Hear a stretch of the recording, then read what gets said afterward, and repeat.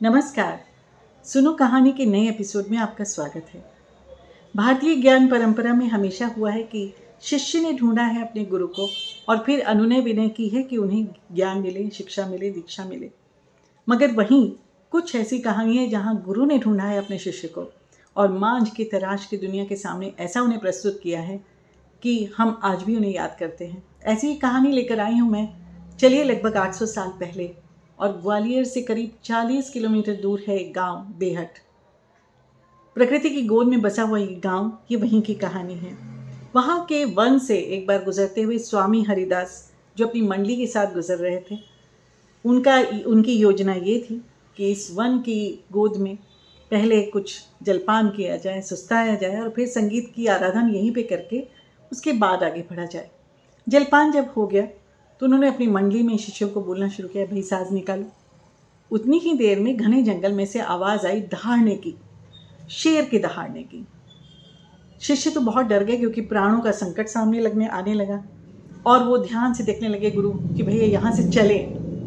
मगर जितनी देर में भी कुछ स्वामी कहते ना कहते, दोबारा से वैसी ही दहाड़ सुनाई दी। अब तो जरा शिष्य घबरा गए कि भाई हमें अपने प्राणों को संकट में नहीं डालना।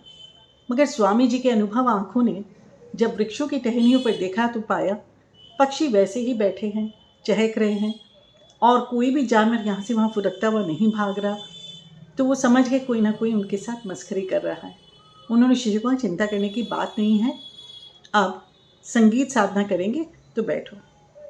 नीरे गा रे नीरे सा, ऐसा कह के उन्होंने जब ही सुर छेड़े, वही आवाज़ जो दूर से आ रही थी, वहीं से आवाज़ आई रा रा रा रा रा रा रा।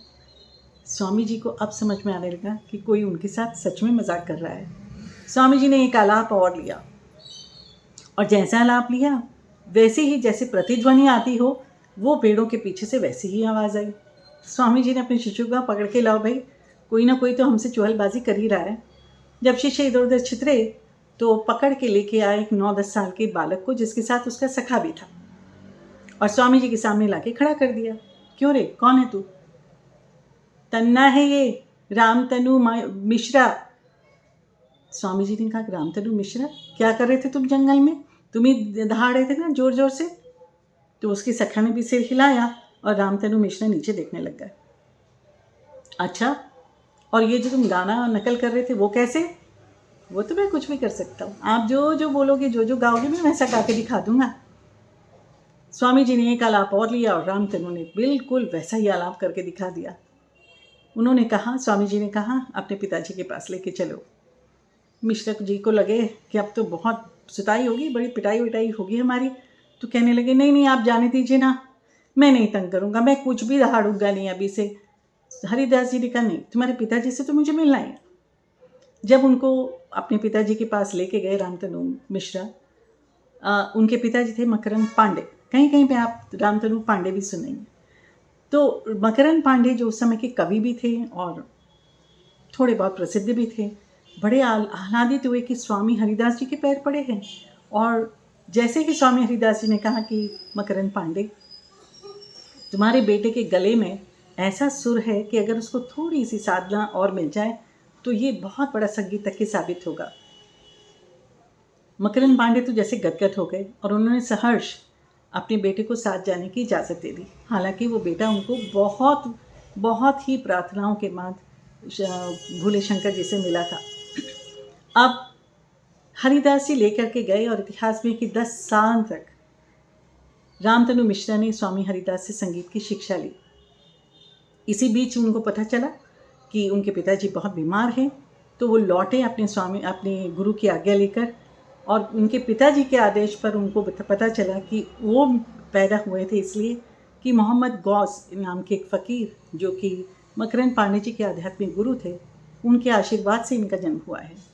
और मरने से पहले मकरंद पांडे ने उनसे कहा कि अपने गुरु का बहुत ध्यान रखना। थोड़ा सा छोटा करती हूँ कि इनकी प्रसिद्धि इतनी फैली, 10 साल स्वामी हरिदास जी से उन्होंने सीखा था संगीत। उनकी प्रसिद्धि ऐसी फैली कि रीवा के राजगायक के रूप में उनकी नियुक्ति हुई। उस समय के सम्राट थे अकबर, और अकबर को जब पता चला कि ये कितना प्रसिद्ध गायक है कि उसकी गायकी की कोई मिसाल नहीं है, तो उन्होंने बुला भेजा तानसेन को।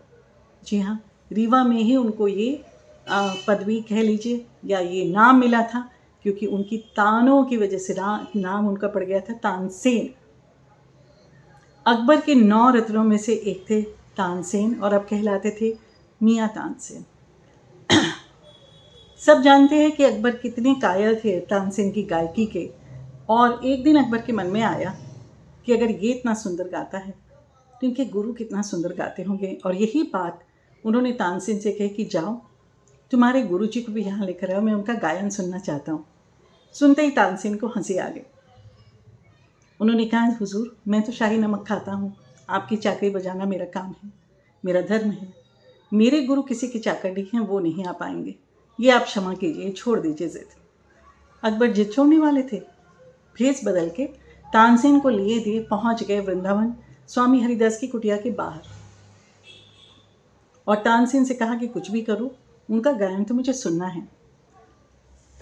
तानसेन जानते थे कि अपने गुरु को कैसे गायन के लिए बाध्य कर सकते हैं। तानपुरा लेकर के उन्होंने जो राग गाना शुरू किया उसमें कुछ अशुद्धियाँ की, और सुनने पर हरिदास जी से रहा नहीं गया और बाहर आके बोले, तानसेन शाही नमक ने तेरे गले के सुर भी पिघला दिए क्या? तानपुरा इधर दे।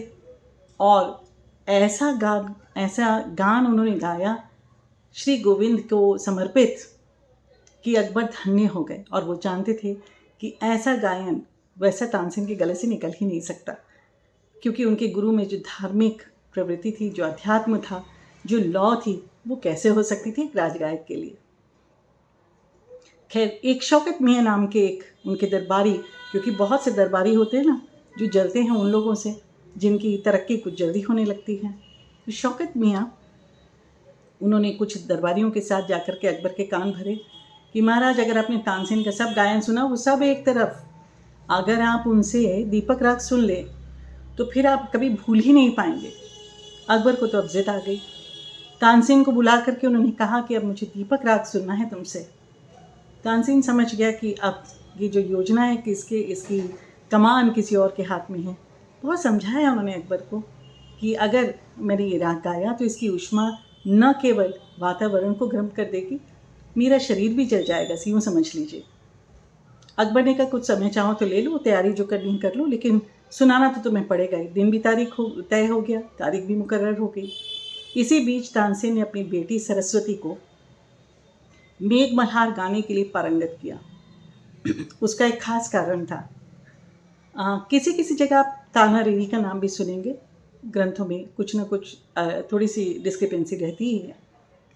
तय दिन में जिस दिन उन्होंने दीपक राग गाना शुरू किया, वातावरण में इतनी ऊष्मा हो गई, दीपक तो जल ही उठे, मगर तानसेन के अपने शरीर का ताप इतना अधिक हो गया कि वो लगभग मूर्छित हो गए। तय पहले से ही था।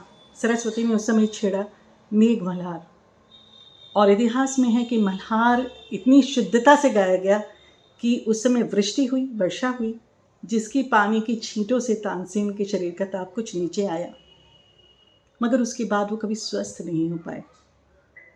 उन्होंने रागों की रचना की थी, बहुत से रागों की रचना की थी, मियाँ की टोड़ी, मियाँ मल्हार आदि, और संगीत जगत को जो वो लेके गए वैसा दूसरा कोई हुआ नहीं। हाँ, एक बार वो हारे भी थे अपने संगीत की प्रतियोगिता में बैजू बावरा से, वो एक कहानी फिर कभी।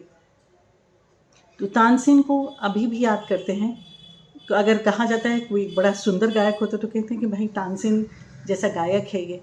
उनकी समाधि है ग्वालियर में, जहाँ पे मेला लगता है हर साल, और अगर आप वहाँ पे देखें, बेहट के आगे थोड़ा जा कर के शिव मंदिर है, जिस शिव मंदिर में वो आलाप गाया करते थे। और अगर आप देखेंगे एक मंदिर टेढ़ा है, वो ऐसा टेढ़ा है कि उसे सीधा नहीं किया जा सका। वहाँ के लोग कहते हैं कि अकबर ने ये भी कोशिश की कि इस मंदिर को सीधा करवाया जा सके, मगर वो मंदिर एक तरफ को धंसा ही रहा, क्योंकि तानसेन के आलापों ने, तानसेन के संगीत साधना ने उस मंदिर के अंदर वो विकृति लाई थी। विकृति कह सकते हैं कि, या यूँ कहने कि उसका टेढ़ापन जो था, उनके आलापों से, उनके जोश से, गाने के जोश से उस समय वहाँ की भूमि धंसी थी। तो आप जाएं कभी तो देखेंगे ज़रूर, आपको अच्छा लगेगा। और ऐसी कहानी अपने बच्चों को, अपने साथियों को, अपने मित्रों को अवश्य सुनाएं। धन्यवाद।